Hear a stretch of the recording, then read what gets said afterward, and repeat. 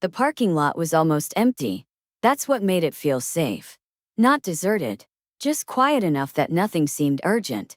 A few cars scattered under tall lights. The hum of traffic beyond the concrete walls. Footsteps echoing farther than they should. When Muhammad Ali stepped out into the open air, he wasn't thinking about confrontation. He was thinking about getting home. It had been a long night. Ali walked toward his car at an easy pace. Noin Thodafi. Norus. A man who had spent years under brighter lights understood how to move comfortably in dimmer ones. He reached into his pocket for his keys. That's when the two men stepped into his path. They didn't rush him. They didn't shout. They positioned themselves. One from the left. One from the right. Close enough to be deliberate. Ali stopped. Not abruptly. Naturally. The men were confident in a way that didn't come from strength. It came from assumption. The assumption that they had the advantage simply because they had chosen the moment. They stood a few feet away, blocking the narrow space between rows of cars. Ali looked at them calmly. He didn't ask what they wanted. He didn't step back. One of the men spoke first. He told Ali they needed to talk. The tone wasn't aggressive. It was testing. Ali glanced past them briefly at his car, then back. He said nothing. The second man smiled. Not friendly. Performative. He said Ali didn't need to make things difficult. That they were just asking for a moment. Ali noticed something then. Their hands were visible. No weapons drawn. But their posture said they wanted control. Ali understood that posture. He'd seen it in rings, in offices, in rooms where people believed leverage lived in numbers. Ali said one word. He said no. The men exchanged a look. One of them laughed. Short.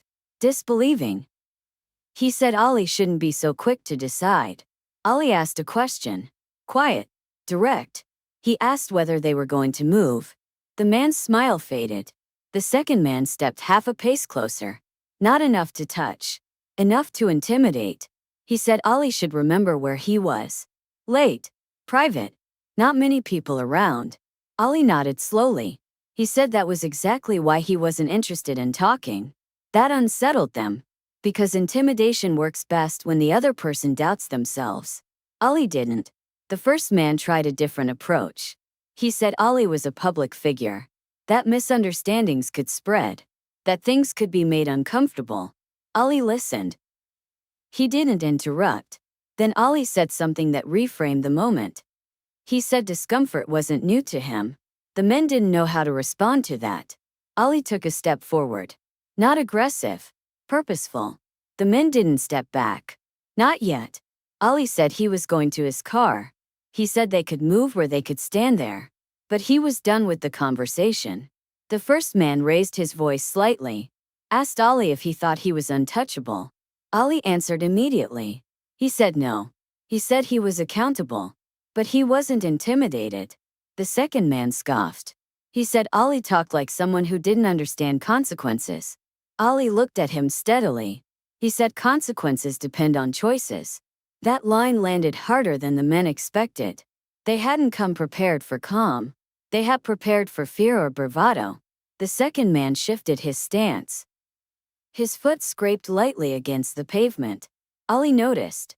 Ali said something else then. Something that made the space feel smaller. He said the parking lot wasn't empty. It was quiet. And quiet doesn't mean unseen. The men glanced around instinctively. Lights. Cars. Shadows. Ali said moments like this always have witnesses. Sometimes they're visible. Sometimes they're not. The first man's confidence cracked slightly. Just enough. He said they didn't want trouble.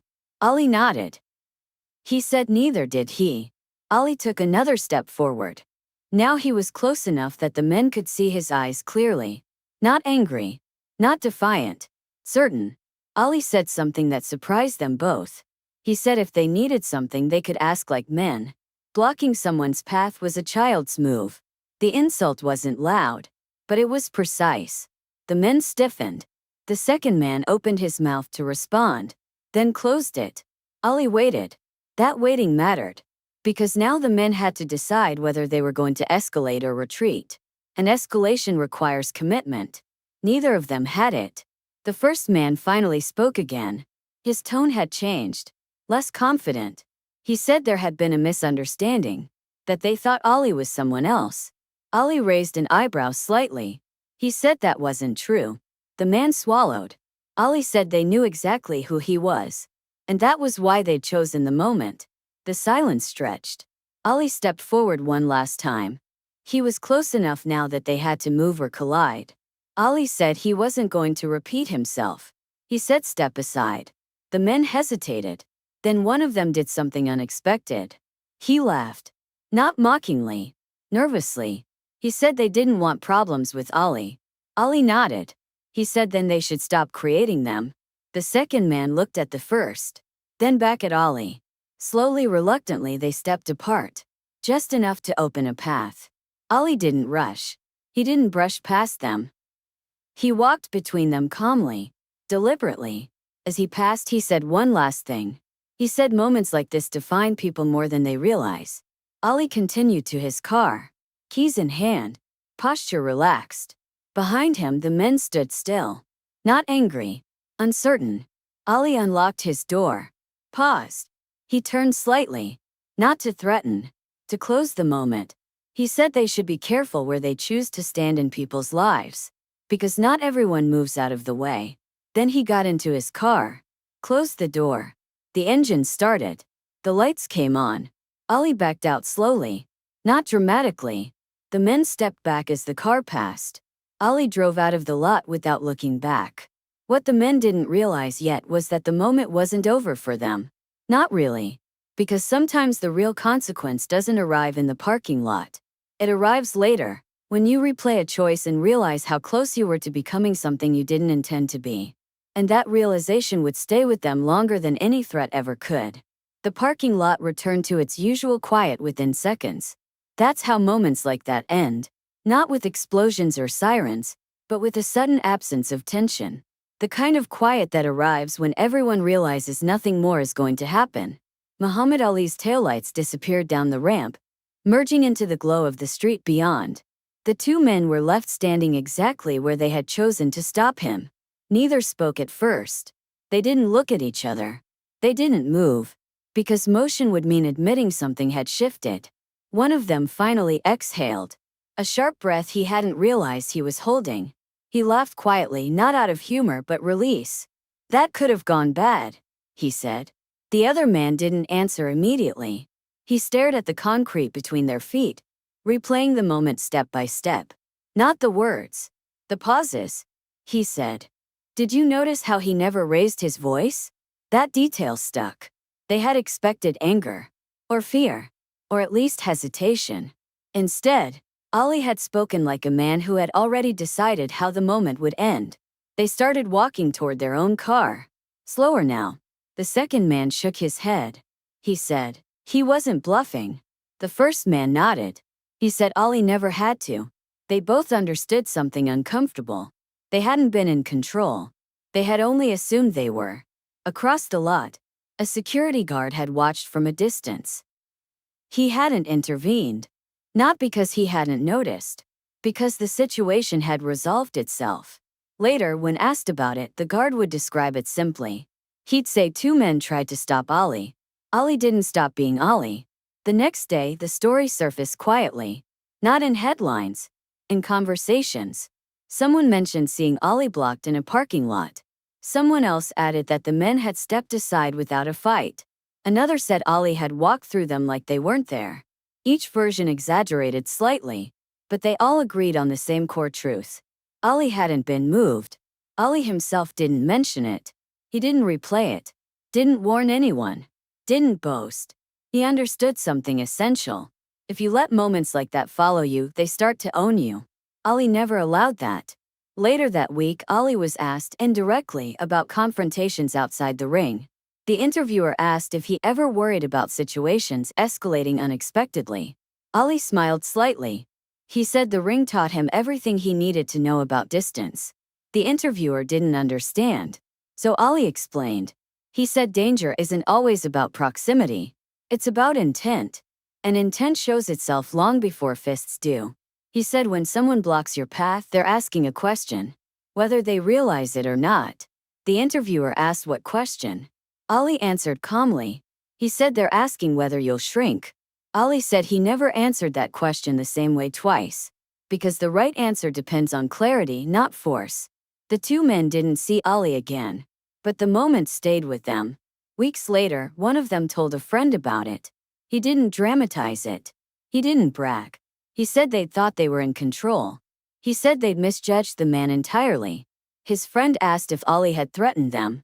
The man shook his head. He said no. That was the worst part. He said Ali had made them feel small without trying. That realization altered how he moved afterward. Not dramatically, but permanently. He stopped blocking people's paths. Stopped assuming space belonged to him. Stopped confusing confidence with entitlement. Ali never knew that. He didn't need to. Because Ali never acted for reaction. He acted for alignment. The parking lot itself returned to anonymity. Cars came and went. Lights flickered. Footsteps echoed and faded.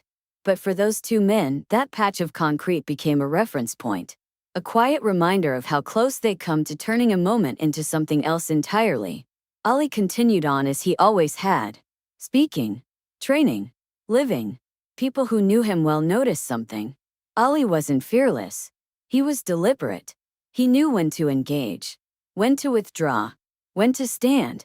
And when to walk. That night he'd done all four. He hadn't escalated. He hadn't retreated. He had stood long enough to establish reality, then walked through it. That distinction mattered. Someone once asked Ali what made him so confident outside the ring. Ali answered without hesitation. He said confidence isn't about believing you'll win. It's about knowing who you are even if you don't. That parking lot had tested that. Quietly. Unexpectedly. Two men blocked Muhammad Ali's path. They thought control came from positioning. From timing. From surprise. They were wrong. Control came from certainty. Ali hadn't chosen the moment, but he'd chosen his response. And in doing so, he'd reminded them, and anyone who heard the story afterward, that intimidation only works on people who doubt themselves. Ali never did. That's why the moment ended without violence. Without shouting. Without consequence that could be measured on a police report. The real consequence was internal. Two men walked away changed. Ali drove home unchanged. And that is why the moment mattered. Because the wrong moment doesn't always belong to the one who makes the first move. Sometimes it belongs to the one who refuses to be moved at all. They chose the wrong moment. Not because Ali fought back, but because he didn't have to. And in that quiet parking lot, under ordinary lights, Muhammad Ali reminded two men of something they hadn't expected to learn that night. That strength doesn't always block. Sometimes it simply walks through.